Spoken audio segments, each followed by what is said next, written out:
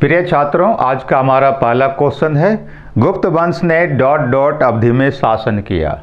ए में विकल्प है 319 से 500 ईस्वी, बी में 319 से 324 ईस्वी, सी में 325 से 375 ईस्वी और डी में 566 से 597 ईस्वी। तो उत्तर जो यहाँ पर होगा वो ए होगा, मतलब 319 से लेकर के 500 ईस्वी तक। ऐसा इसलिए हम लोग कहते हैं कि हम लोग जानते हैं कि गुप्त वंश की स्थापना हालांकि 275 ईस्वी में श्रीगुप्त ने कर दी थी, लेकिन गुप्त वंश की जो वास्तविक स्थापना हो पाती है वह 319 ईस्वी में हो पाती है, जिस समय चंद्रगुप्त प्रथम गुप्त वंश का शासक बनता है। इसलिए गुप्त वंश का जो शासनकाल माना जाता है वास्तविक रूप में वह 319 ईस्वी से आरंभ माना जाता है और ये शासनकाल लगभग 510 ईस्वी तक चलता है। तो इसलिए यहाँ पर उत्तर ए होगा, मतलब 319 से लेकर के 500 ईस्वी तक। दूसरा जो क्वेश्चन है हमारा कि गुप्त राजवंश किस लिए प्रसिद्ध था। मतलब क्या है कि गुप्त काल क्यों फेमस हुआ, यह क्वेश्चन पूछ रहा है। ए में है कला एवं स्थापत्य कला, बी में साम्राज्यवाद, सी में राजस्व एवं भूमिकर, डी में साहित्यिक कार्यों का संरक्षण। तो हम लोग यहाँ पर आसानी से कह सकते हैं कि उत्तर ए होगा।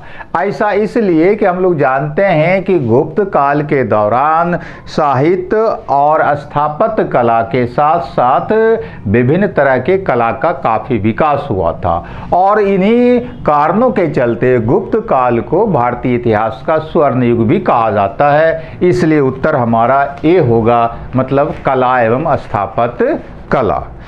तीसरा जो क्वेश्चन हमारा है वो है कि कवि कालिदास किसके राज कवि थे। ए में विकल्प है चंद्रगुप्त मौर्य, बी में समुद्रगुप्त, सी में चंद्रगुप्त द्वितीय विक्रमादित्य और डी में हर्ष।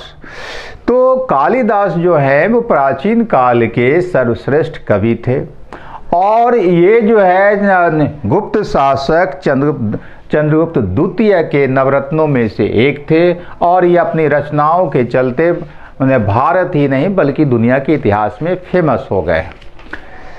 उसके बाद चौथा क्वेश्चन है मेहरौली में जंग रहित लौह स्तंभ किसने स्थापित किया। तो ए में विकल्प है गुप्त, बी में विकल्प है सातवाहन, सी में विकल्प है मौर्य, डी में विकल्प है कुषाण। तो उत्तर जो होगा वह होगा ए, मतलब गुप्त।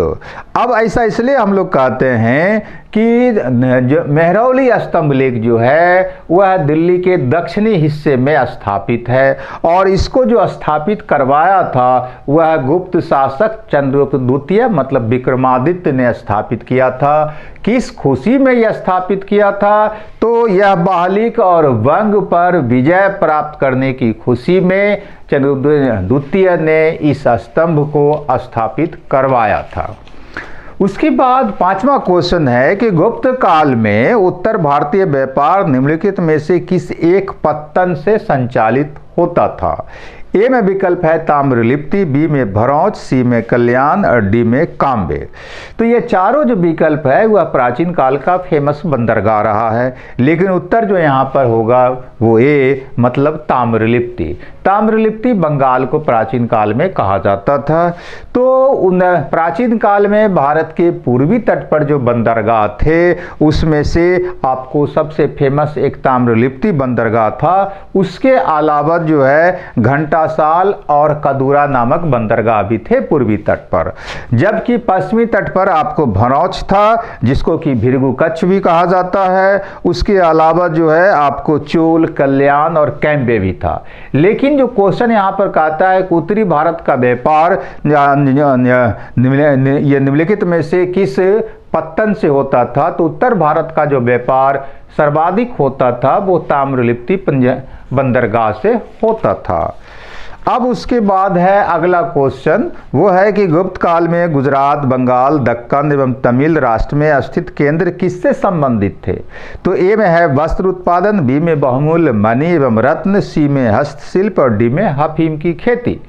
तो गुप्त काल में जो है वस्त्र उद्योग सर्वाधिक महत्वपूर्ण उद्योग था, और ये जो उद्योग था वह बंगाल, गुजरात और दक्कन के अलावा तमिलनाडु में स्थापित थे। इसलिए उत्तर जो यहाँ पर होगा वो ए होगा, मतलब वस्त्र उत्पादन। उसके बाद 7वां क्वेश्चन जो है हमारा वो है कि इनमें से कौन गुप्त काल में औषधि के क्षेत्र में अपने कार्य के लिए जाने जाते हैं।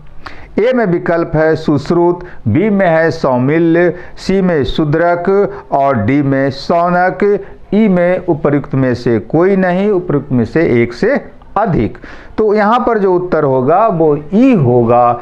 ई इसलिए होगा कि ये जो 4 जो है सो ऐतिहासिक पुरुषों का नाम है, सुश्रुत, सौमिल्य, शूद्रक और शौनक।